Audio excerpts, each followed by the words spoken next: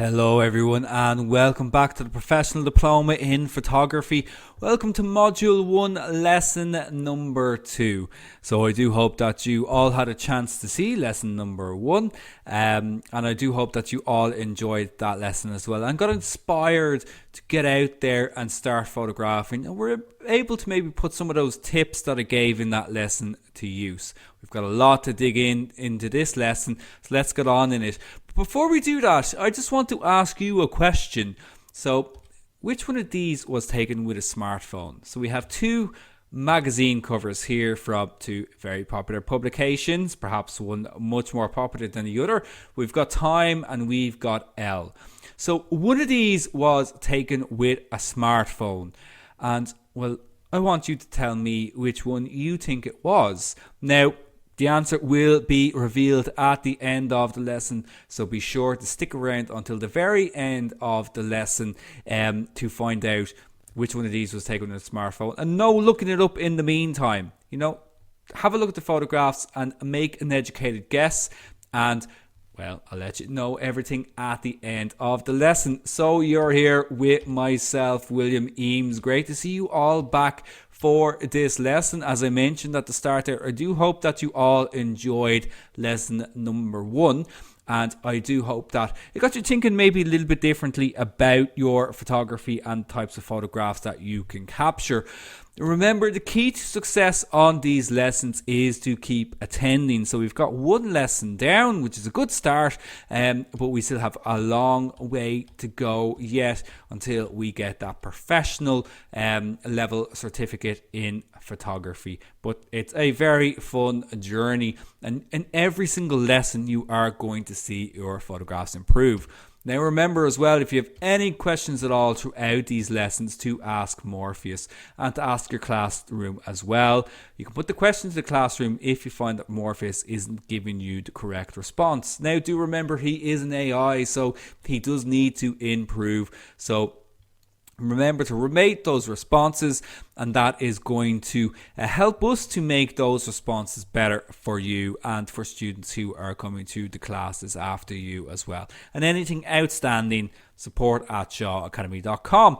Now remember as well, if you haven't downloaded it, to download the app to make sure that you get the best experience. And the app is pretty much the best way to watch it. You can watch it on the go. A lot of our students watch it on their commute. You know, if you're on the train or you're heading home after work or anything like that. So the app is a really great way to watch it, or to use your tablets at home to have a good experience when watching these lessons as well.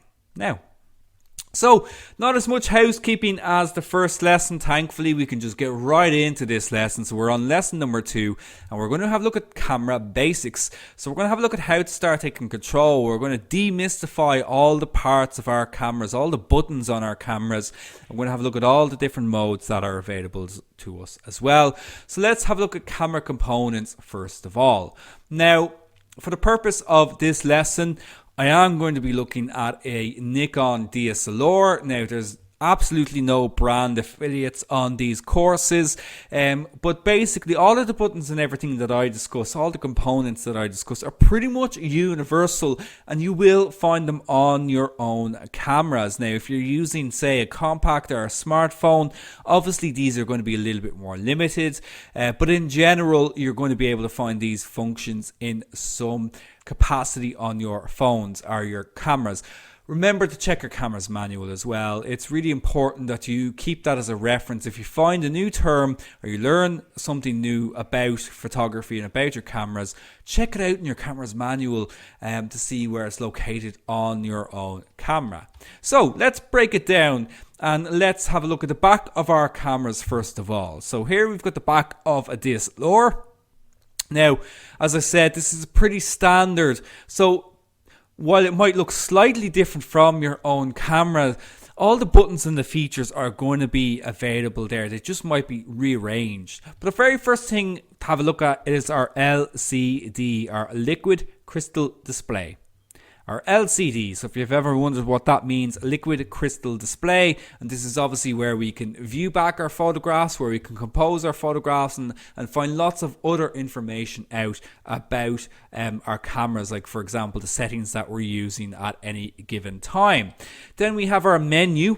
So we use the menu button to access all the different settings that are available to us in our cameras. So we can change things like the resolution that the camera captures in. We can change the file types that the camera captures in. So whether we want to capture in JPEG, whether we want to capture in RAW. There's an awful lot to dig into the menu, so be sure to explore that in your own time. Then we have our viewfinder. Not every camera has a viewfinder. Some cameras remove the viewfinder and just rely solely on the LCD. But this is used to compose our photographs. We'll also find the light meter in the viewfinder as well, which is a very important tool. We'll also see that on the LCD too. But I personally prefer using the viewfinder just because I'm used to using it, but it's just another option, another way that you can compose your shots. If you are using the viewfinder, we also have this little dial beside it with a plus and minus called the diopter. So if you wear glasses, like me, although I never wear my glasses when I'm supposed to, but you can actually adjust it for your own eyesight. So the little plus and the little minus there to adjust when you need to. So obviously, you're going to have to change that if you're short-sighted or long-sighted. Our playback, so you can review your photographs, you can have a look at the shots you've taken. Information, so info. So when you're in the playback option, if you click the info, it'll give you things like the histogram. It'll give you the settings that were used to capture the photograph. So lots of important information there. We have our adjustment dial, so we can navigate the menus using the adjustment dial, or we can also change camera settings using this dial as well. We can also delete photographs, obviously with the little trash can. And I say use sparingly, and this is important. We're really, really quick to delete photographs, and in the past, if we shot on film, we couldn't get rid of those photos quite so easily. And sometimes we take a shot and we might feel a little bit indifferent about it. We might feel a little bit unsure about that shot. If you ever feel like that about a photograph, don't delete it, because you may feel differently about it later on. Time has an effect on how we feel about our shots. So don't delete photographs. In fact, I recommend not deleting them until they're on your computer. Then you might delete them. But otherwise, unless you're really struggling for space on your memory cards, I don't think you should delete photographs in camera at all. And finally then on the back we have our zoom controls. So we can zoom in and out on photographs. This is also important to zoom in because you want to make sure your photographs are sharp. So you don't want any nasty surprises when you've taken your photographs, you upload them onto your computer, you put them into Lightroom and you zoom in and you see everything is soft. So make sure to zoom in on your photographs as well, just to make sure everything is nice and sharp too. Very, very important. Looking at the top of the camera, let's have a look at some of the modes and the buttons and the dials here. So the first thing to have a look at is this attachment. Not every camera has them, but DSLRs and mirrorless cameras certainly will. And this is a hot shoe. And this is basically to attach external flash units. It's called a hot shoe because there is an active current that goes through it when we have an external flash unit attached to it. There is also something known as a cold shoe, which is the same shape, but there's no active current that goes through that. Now we can also actually attach things like lights and microphones to the top of this as well, but typically used for attaching a flash to it. Then we have our microphone. This is for sound during video, for capturing sound during video and for playing it back as well. We have our pop-up flash. So some cameras will have a built-in pop-up flash for adding an extra little bit of light when we need it. We also have our detachable lens. In this particular case, our DX. This is our DSLR lens. We're going to talk about this a lot more in detail in the next lesson. Our on and off switch. Some cameras have it on the back instead. Here it's located on the top. We have a very important button, perhaps the most important button, which is our exposure or our shutter release button. And this is the one that we use to take our photograph. We also press it halfway in, press it lightly to focus a scene. So lightly press it to focus a shot. record button to quickly record video.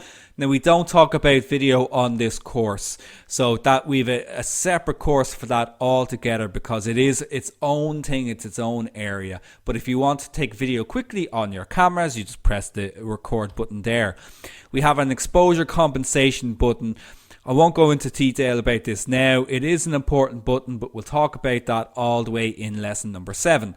And then finally, we have our mode dial. So we can quickly change the different modes that we want to photograph in by rotating this dial. And lastly then, just turning the camera to its side. If we have a closer look at the lens, many lenses will have this option called an image stabilizer, which on a Nikon is known as vibration reduction. And this basically helps to reduce camera shake when you're hand holding the camera. Many cameras actually have this built in as well, and we'll speak about that more in the next lesson. But have a look at your lenses to see if you have a switch. It might be IS, it might be VR, or some variation of that allows you to switch that on and off. We have our auto manual focus. So many cameras will allow you to change the auto or manual focus on the body or on the lens as well. Now, very important to understand, if we're photographing in an automatic mode, we can still use manual focus. So the mode that we choose on the camera to capture our photographs, whether it's like automatic mode or manual mode, doesn't correspond with our focusing modes. They can be separate. They are separate. So there's a distinction to make there. A lens release. So we have a button here when we need to press in if we want to take the lens off the camera. We have a flash release. So we can press this button to pop up the flash. Very often if we're photographing in automatic, it's going to do this anyway. But if you need to add an extra little bit of light, you can activate that pop-up flash manually by pressing that button. We have a function button. FN is function, which means you can change the function of that button. You can manually choose what feature you want to add quickly to that. And many cameras will have up to 5 function buttons that you can choose to assign whatever feature you prefer. We also have external inputs then here as well. We can attach accessories like microphones, cable releases, and we can also connect it to our television and so on. And finally then we have our timer cable remote release. So this is just a button. We can also access this through the menu as well, which changes how we capture our photographs. So we can have continuous, which where we hold the button down and it just fires off multiple photographs at once. We've got a self timer. So if we need to delay the shutter release, we can choose that, and we can also choose this button if we attach a cable release. All these things we'll speak about as we continue on throughout the lesson. But I hope that's given you a decent insight into all of the buttons and all of the features that are available readily to us on the surface of the camera. All of these, as I mentioned, we are going to be talking about in due time as they come up throughout the course. But let's have a look at how our camera actually works. So in the first lesson, I spoke about how our exposure is based on 3 principles, which is light, time, and sensitivity. Light, time, and sensitivity. So how does that work in our camera?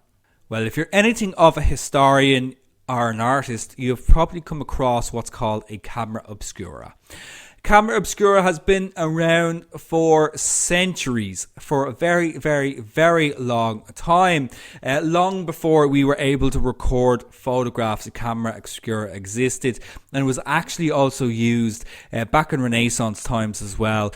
Certainly Dutch painters also used them as well to help when painting their subjects. But the basic idea of a camera obscura is that we have a black box. And there's a very small opening in the box. And what happens when light passes through this, it actually projects whatever is on the outside to the inside, but it's upside down and it's reversed. This is also actually how we see. Our eyes actually operate in a very, very similar way. We receive images upside down, but our brains flip everything up the right side. Okay, so there's a little bit of a fact for you. But basically, this is how physics of light works. When it's passed through this small hole, it's actually projected on the other side, upside down and back to front.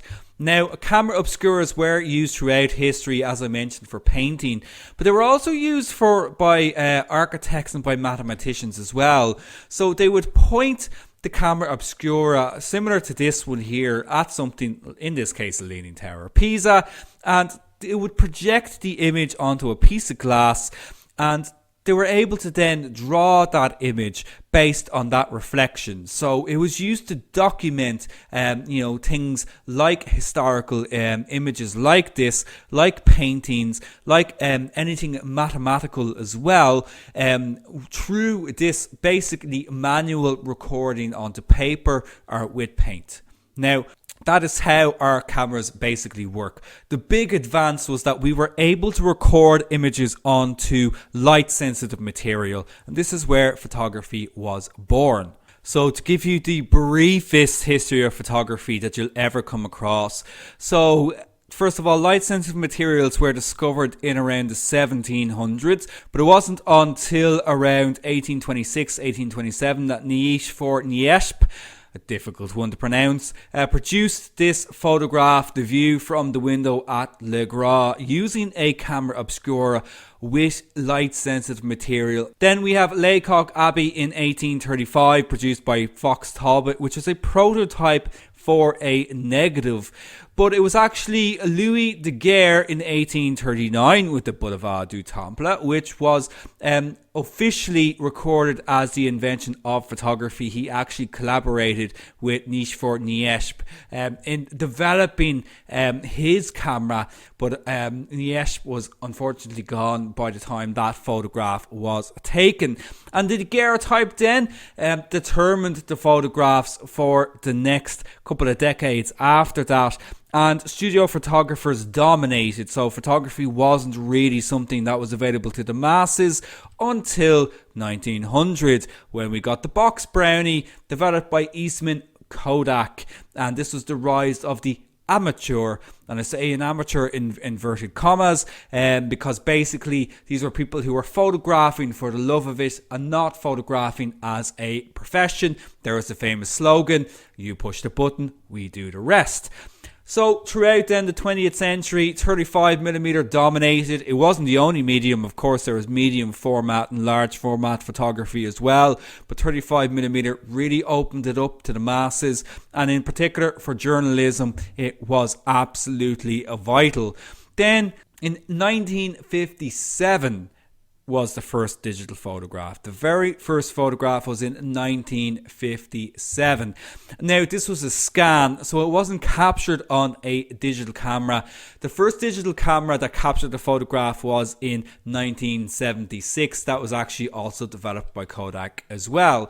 But we skip ahead, we go up to 1976, the same year, but instead of the first digital photograph being produced, this was the first camera that sold over 1 million units. This is a big milestone because it truly marked a point where photography had become incredibly commercial as an industry. So the Canon AE1, one of my all-time favourite cameras, I have one of these, was the first camera to sell over 1 million units, and that was backed by this huge marketing campaign that did that at the time.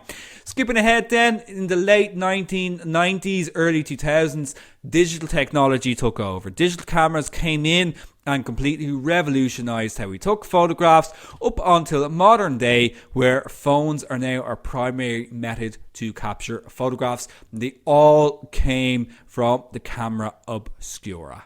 Now, obviously, there's a lot more to photography history than just that. There's a lot of key things that I have left out here, but I just wanted to give you some kind of idea of where our photography came from right up till the modern era.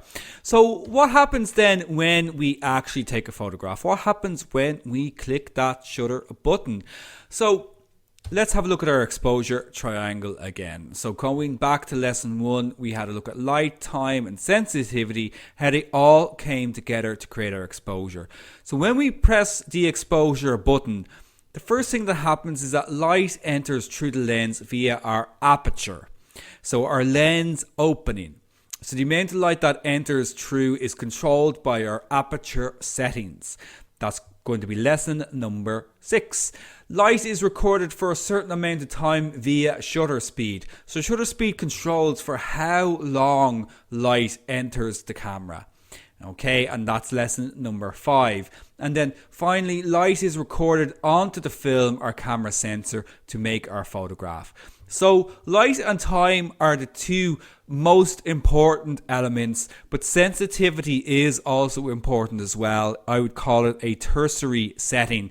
It would be the third thing that we need to consider, but primarily we should be looking at our aperture and our shutter speed to get the correct exposure. We're going to build up to using aperture and shutter speed and ISO all together to create this balanced exposure. This is what fully manual mode is all about. Before we do that though, we need to learn how these work individually, and it is possible to use these settings on their own via our cameras. But let's have a look at how our DSLR captures a photograph and records light onto an image sensor. So here we have our side view of a camera again. Let's cut this in half. Let's chop this camera in half and have a look at the insides. So here's a very basic diagram of what's on the inside of a DSLR.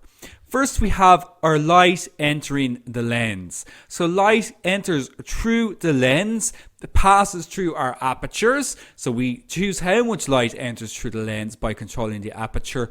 And when we're looking through a DSLR, light is bounced off the mirror of our DSLR and it bounces around a very unusual looking device called a pentaprism, and it comes out the viewfinder, and this is what allows us to see the photograph. So in a DSLR has a mirror inside of it, and if you ever take off your lens you'll actually see the mirror, and basically light enters through the lens, bounces off the mirror, bounces all around the pentaprism, and it allows us to see the photograph. Located behind the mirror is our film or our image sensor. So behind the mirror we have our shutter and our film and our image sensor. Now, very important to note, only DSLRs or film cameras have mirrors and pentaprisms. These do not have any effect on the photograph. It only enables us to actually see the shot. As we saw, if we were to do this using no mirror, the image would be upside down and back to front. And if you use a large format camera, that's exactly how you see the photograph. There's no mirrors in a large format camera, so everything's upside down and back to front. But on our DSLRs, our modern DSLRs, our film cameras, we see the image projected the right way up because of the mirror and the pentaprism.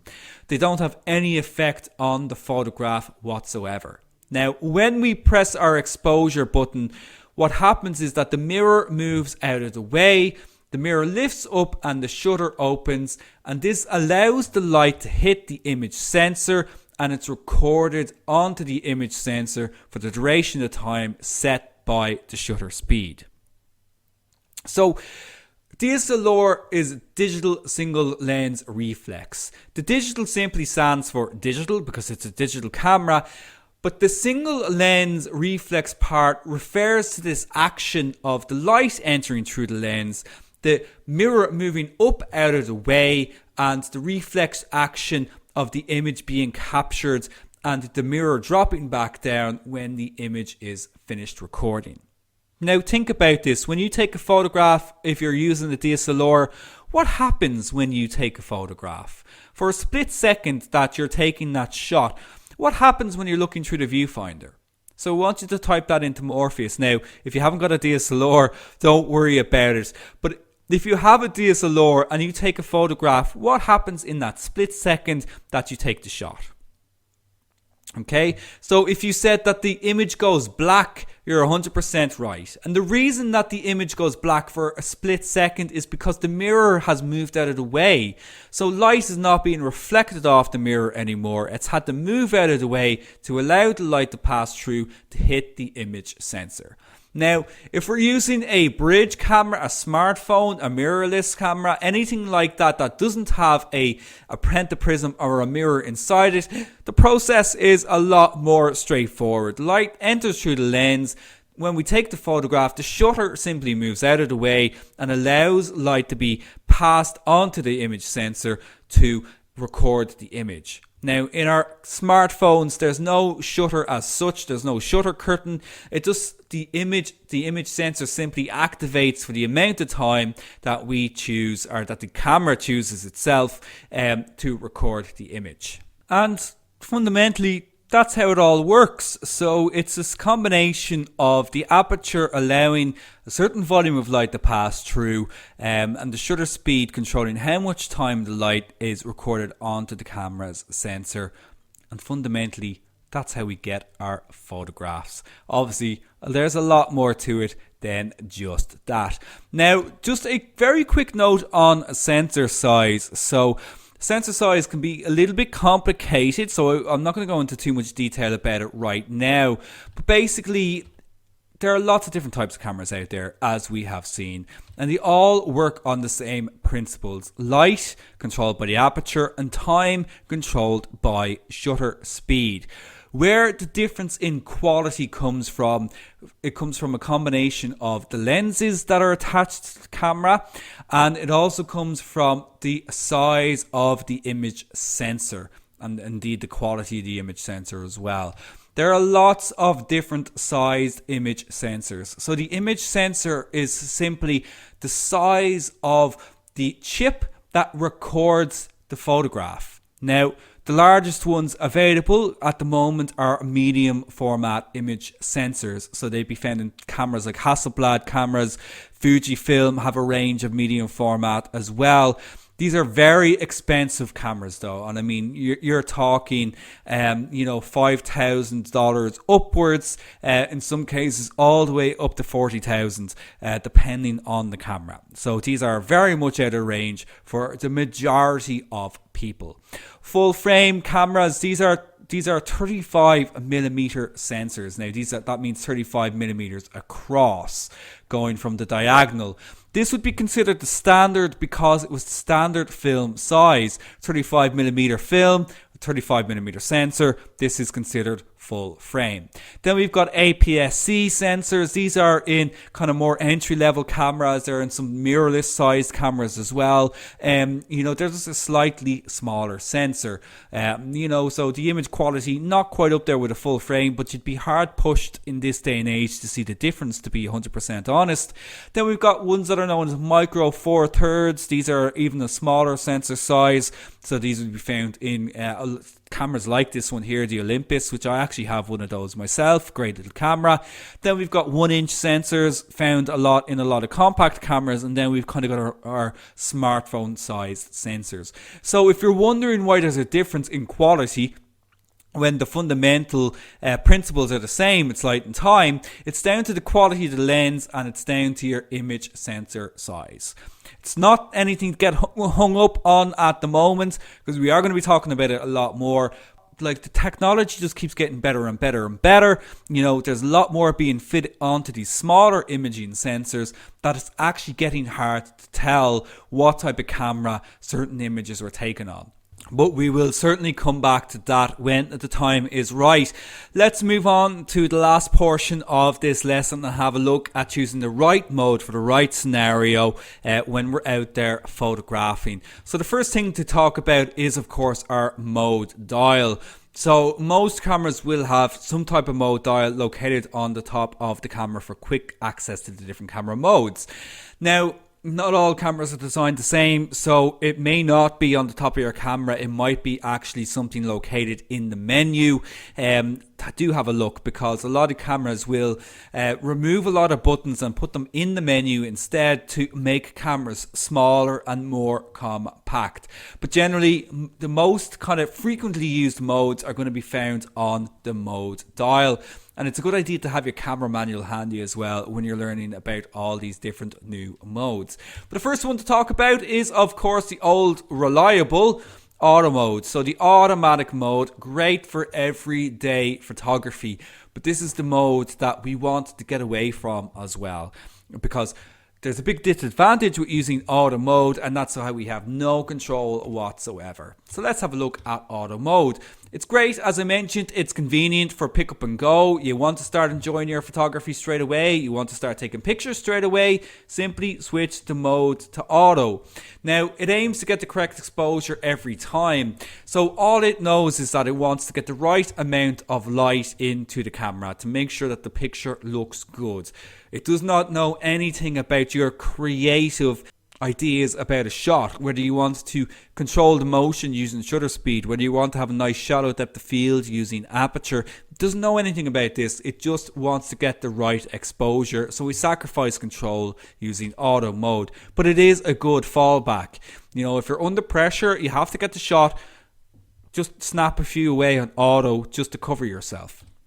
Anyone can use it, so it's great for just passing over to family members or friends if they just want a quick go on your camera. Pop it on auto, but you have no control over exposure at all. You just have no control at all when you're photographing in auto, no creative control, and it's not good for low light photography as well. It just struggles so much in low light images. Usually it'll just pop up the flash because, as I said, all it does, it wants to get the right shot. Moving away from auto, we have a more advanced auto function called program mode. And this is a stepping stone to more control.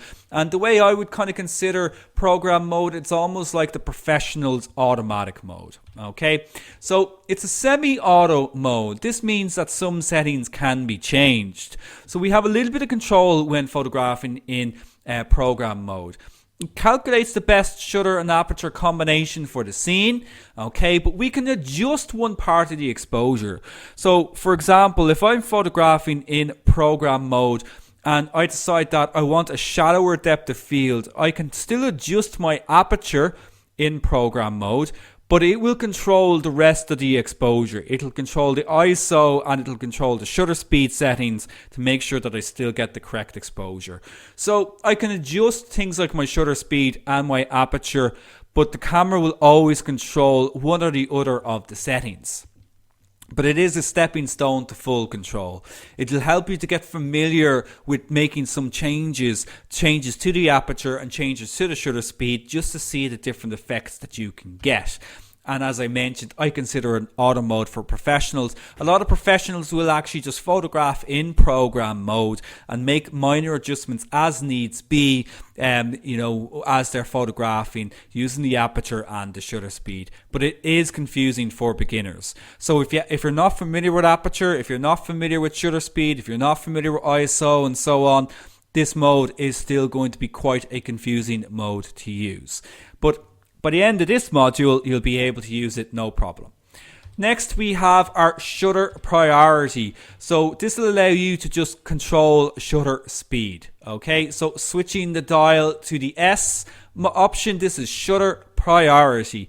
And this is another semi-automatic mode. Now, sometimes it'll appear as TV, depending on the camera you're using. That stands for time value. So shutter priority or time value, it's the same thing. And this will allow you to control the shutter speed. So you can choose the amount of time that the shutter opens and closes for. This is a great mode to use to learn all about your different shutter speeds, because the camera will control the rest of the exposure for you to make sure that you still get the right amount of light in the scene. Now, it has its limitations.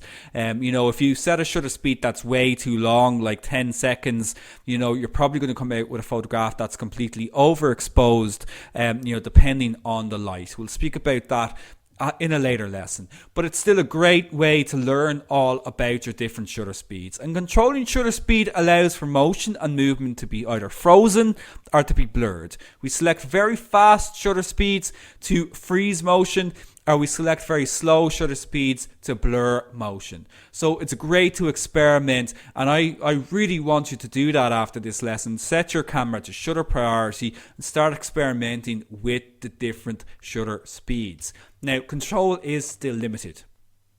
So, you still don't have control over your aperture. You still don't really have control over your ISO. You only have control over the shutter speed, and the camera controls the rest. And do be careful of camera shake. You're going to very quickly come across camera shake if you set a shutter speed that is too slow. So you might want to use a tripod if available when using this mode.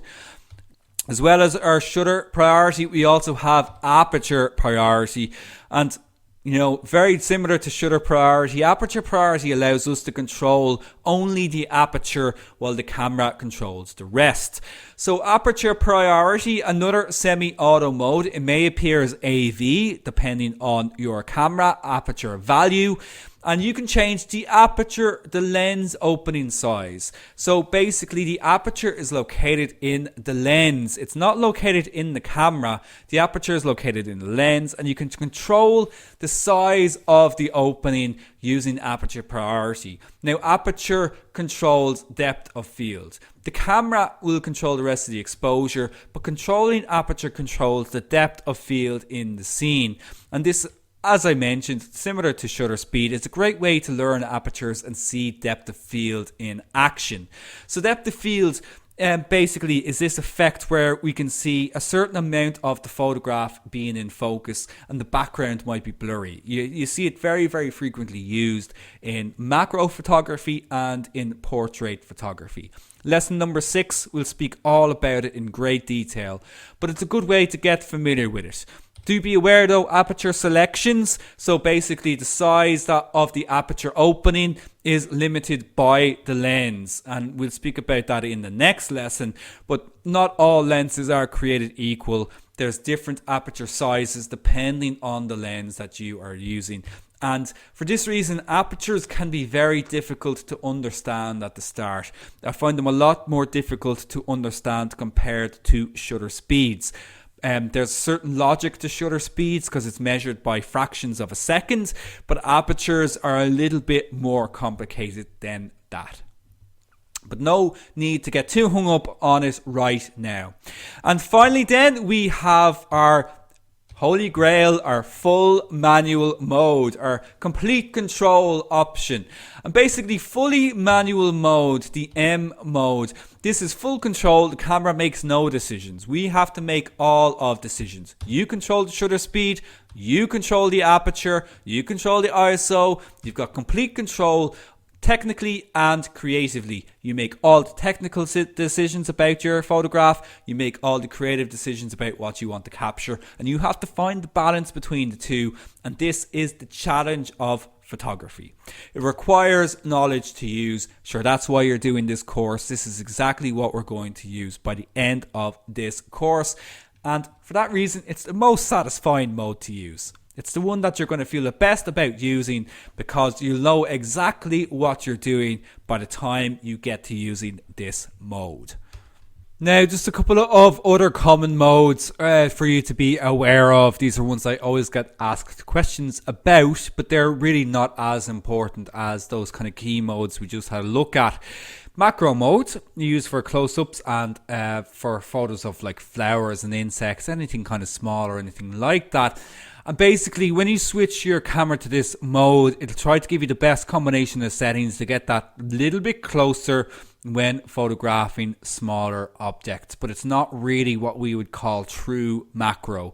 But it does help if you are photographing smaller objects. It's great if you're photographing food.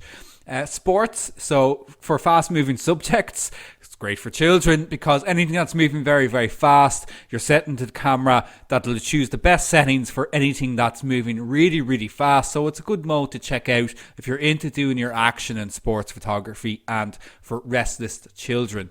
Portrait mode tries to give you the best settings for portraits by using the shallow depth of field. You won't need this mode when you learn about aperture priority and learn how to use your apertures. It does become redundant. But if you want to take some portraits in the meantime and get that nice shallow depth of field effect, switch your dial to portrait. Similarly with landscape, tries to give you the best settings for landscape using a deep depth of field. DOF is depth of field. But again, learning all about apertures, you're not going to need to use that mode. Some cameras have this great panoramic option. It's also available in the majority of phones as well. It allows you to just sweep the camera across to create a panoramic photograph. This is great. This is really, really cool. And we will, at a very advanced level, we'll have a look at how you can create your own panoramics. There's quite a bit of work involved with them, but this is a really, really good option that allows you to just quickly sweep the camera across to create a panoramic shot. We've got night portrait, so if you're photographing at night, trying to get a shot of somebody, but we'll likely just use a flash. In this kind of case, this night portrait option will probably just pop up the flash to get that photograph. Then you've got this kind of creative effects, creative auto.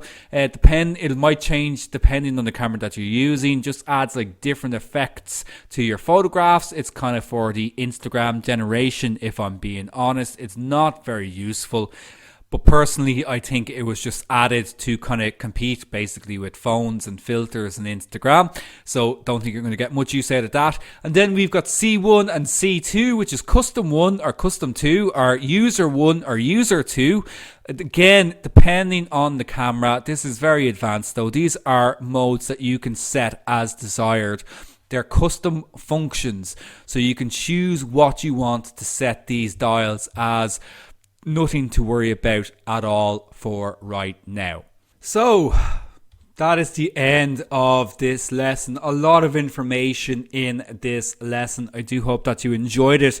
But let's have a quick look at what we're going to be discussing in the next lesson. And we're going to talk all about our camera's lenses. So just the same way we had a look at the different components that are available to us in our cameras, we're going to look at the exact same thing when it comes to our lenses and demystify all of these numbers that appear on them. And if you ever look at your camera's lens, there's a lot of numbers. So we'll talk all about them. We'll also have a look at different focal lengths and angle of view. So focal length is what's used to measure lenses, and different focal lengths create different angles of view.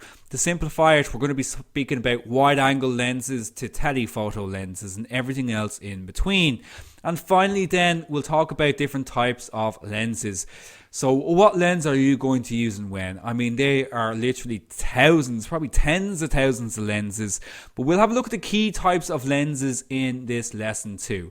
So be sure to attend that lesson. Now, so at the very start of the lesson, I asked you a question.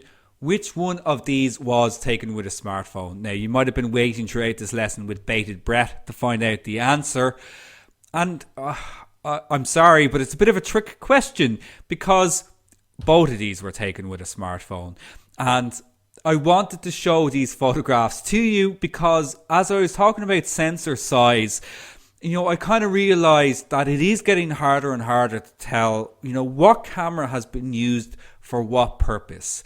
So these photographs were both taken with iPhones. I believe the one with the L cover was taken with an iPhone X, 10X. I'm not sure about the one of Oprah Winfrey there. It's kind of irrelevant though. They were both taken with smartphones, and it's all just about the use of light in these shots.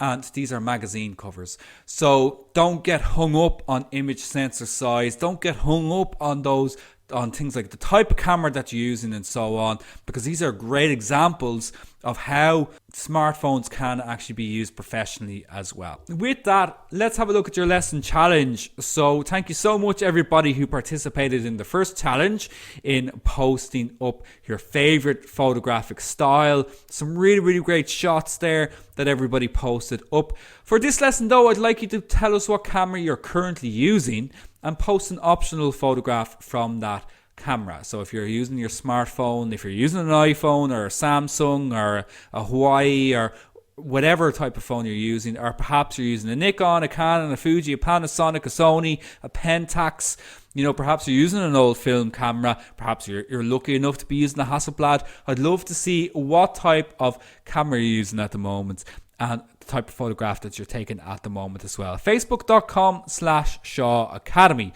So well done on completing lesson number 2, and indeed well done on completing your first week here in photography with Shaw Academy. I do hope that you've enjoyed it. I do hope that you've been inspired, that you've learned a lot, and that your cameras are somewhat demystified. Well, I'll see you all back for lesson number 3, all about our camera's lenses. Until then, take care of yourselves and bye bye.